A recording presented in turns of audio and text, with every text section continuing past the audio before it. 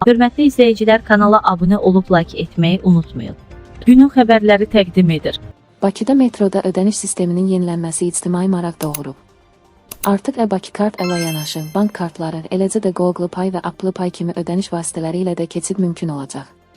Bu dəyişiklik bəzilərində metro kartları dövriyyədən çıxırmı sualını gündəmə gətirib. Bəs bu sadəcə modernləşmə dalğasının bir hissəsidir, yoxsa mövcud sistem tədricən ləğv olunur? Daha vacibi, texniki nasazlıq halında məsuliyyəti kim daşıyacaq? Metro yoxsa bank? Mövzu ilə bağlı konkret, azı açıqlama verən nəqliyyat məsələləri üzrə ekspert Rauf Ağamirzayev bildirib ki, bu proses metro kartlarının dövriyyədən çıxarılması deyil, sadəcə sistemin modernləşdirilməsi və rahatlığın artırılması məqsədi daşıyır. Ekspert deputatla razılaşmadı. Velosipeddən istifadə edənlərin sayı artıb. Metro ödəniş sisteminə əlavə bir yenilik gətirir. Burada yalnız üstünlüklərdən danışmaq olar. İstənilən sərnişin özünə uyğun olan ödəniş üsulundan istifadə edə biləcək.